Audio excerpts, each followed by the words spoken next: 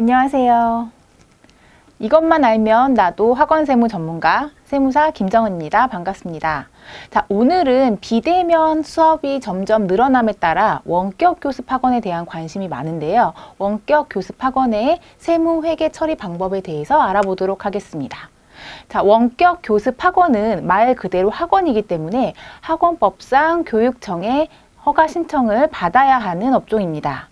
자, 원격 교습 학원이란 원격 교습 학원에 대한 정의는 학원법에 나와 있는데요.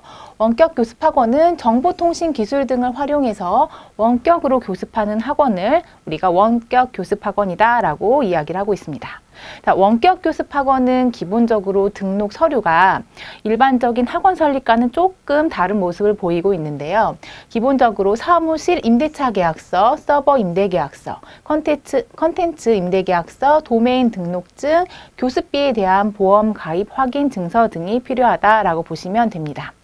자, 원격 교습 학원은 아무래도 최근에 가장 문의가 많이 오는 학원의 종류인데요.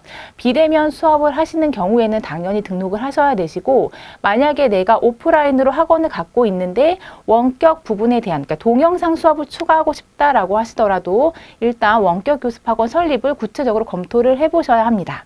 지금 코로나19로 인해서 서울시 교육청 같은 경우에는 지금 나와 있는 필요 서류에 대한 부분이 조금 간소화된 상태로 원격 교습학원 설립이 가능하게 안내가 되어 있는 상태이기 때문에 원격 교습학원 또는 동영상으로 뭔가 내가 교육 서비스를 제공한다라고 한다면 원격 교습학원의 필요 서류와 관련 절차에 대해서 좀 구체적으로 검토를 해보실 필요가 있습니다.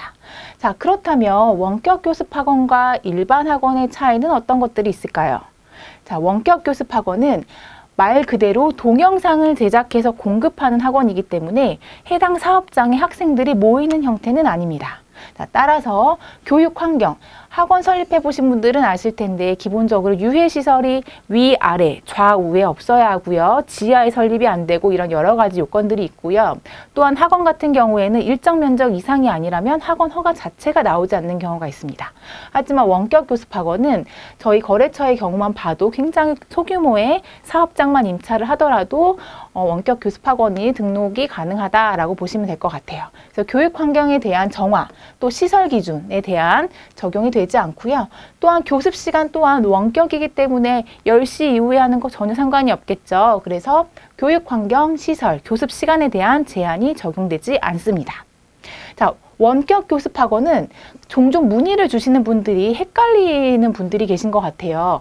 원격 교습 학원은 말 그대로 학원에서 강의하는 걸 동영상으로 찍어서 제공한다라고 보시면 됩니다. 따라서 내가 제작하는 사람이다 라고 한다면 단순히 뭔가 촬영을 해서 편집하는 회사는 원격 교습 학원이 될 수가 없습니다. 자, 원격 교습 학원은 내가 주체적으로 강의를 기획을 하고 단순히 정보를 제공하는 이러한 경우에 원격 교습 학원이라고 하는 것이고요. 어떤 그 회사가 동영상 촬영만을 담당한다던가 또는 촬영이랑 편집만을 담당하는 경우에는 원격 교습 학원이 아니기 때문에 일반 과세 사업자로 사업자를 내셔야 된다는 점 참고를 하셔야 됩니다. 자, 따라서 원격 교습 학원은 동영상 제작 업체는 원격 교습 학원이 될 수가 없고요. 동영상을 전송하는, 전송의 주체가 되는 학원이 바로 원격 교습 학원이다라고 보시면 될 것 같습니다. 자, 그 다음에 세금 신고 일정은 일반 학원과 다른 점은 없습니다. 자, 개인 사업자인 경우에는 2월 달에 사업장 현황 신고를 해주셔야 되고요. 자, 5월 달에 해당 소득에 대한 종합소득세 신고, 만약에 성실 신고 확인 대상자다라고 한다면 6월 달에 신고를 하셔야 되는 거고, 만약에 법인 사업자였다라고 한다면 3월 달에 법인세 신고를 하셔야 됩니다. 종종 요즘 그 실무적으로 원격 교습 학원 설립과 관련된 문의를 많이 주시고 계신데요. 아무래도 일반적인 그 교육지원청에서는 이런 원격 교습 학원이 흔하게 발생하는 경우가 아니었기 때문에 담당 공무원분들도 관련 서류에 대해서 안내를 잘 못 해주시는 경우가 있는 것 같아요.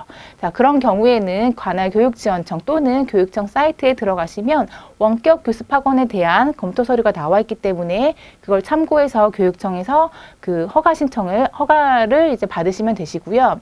종종 세무서에서도 원격 교습 학원은 과세다라고 주장하시는 경우가 종종 있었는데 보시다시피 원격 교습 학원도 교육청의 인가 허가를 받은 학원이기 때문에 면세사업자로 부가세법상 면세사업자로 등록이 가능합니다.